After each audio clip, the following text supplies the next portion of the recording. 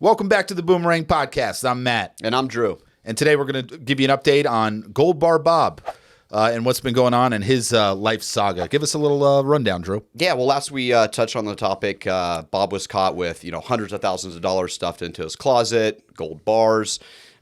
His wife now, we found out, is also getting paid for a no-show job, a Mercedes-Benz. Mercedes-Benz. Right. It's a nice one, too. Yeah, and essentially what's come out today is that he's selling, I guess, secrets to the Iranian government, or I'm sorry, the Egyptian government.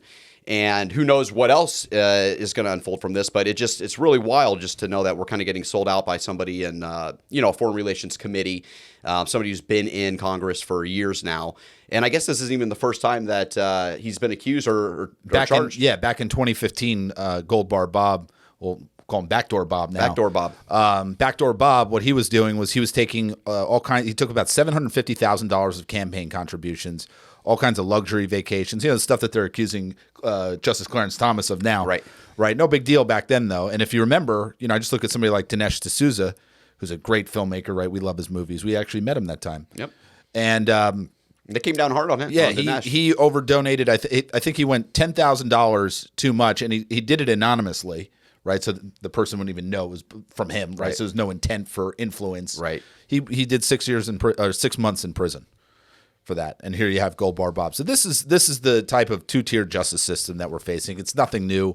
I'm sure our viewers understand this. And as we said in the prior episode, I would expect this to continue.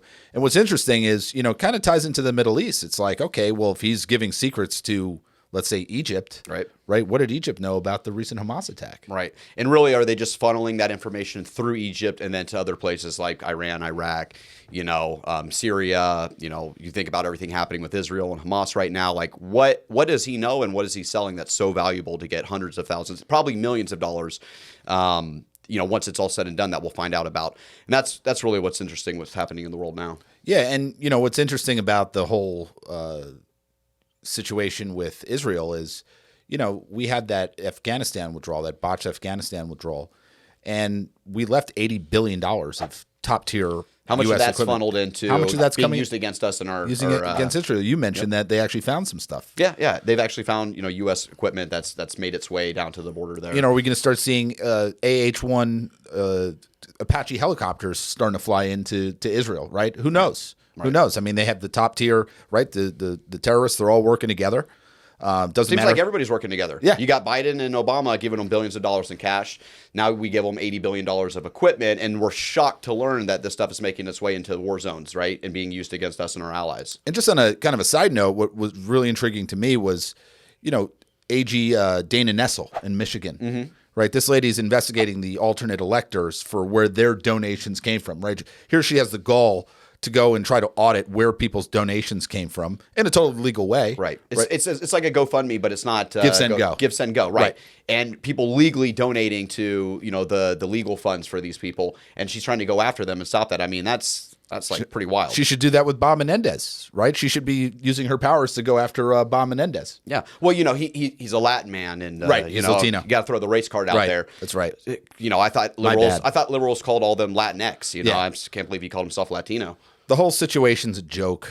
It's going to be more and more of a clown show. That's what we continue to expect to see. Bob's the tip of the iceberg. You're going to see a lot more of this corruption coming out of our government. Right. It started with the Bidens, right? All the Bidens are taking bribes. All the Bidens are taking naked photos and loading them up to Pornhub and whatever other sites. Yeah. Right. Frank Biden. Weirdos. These people are weirdos.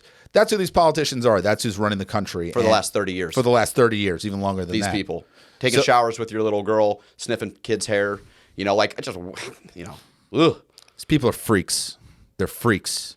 And I would just suggest to everybody is keep your eyes peeled, understand what's going on, and we'll catch you in the next episode. Leave a like, share, and subscribe, and we'll see you guys soon.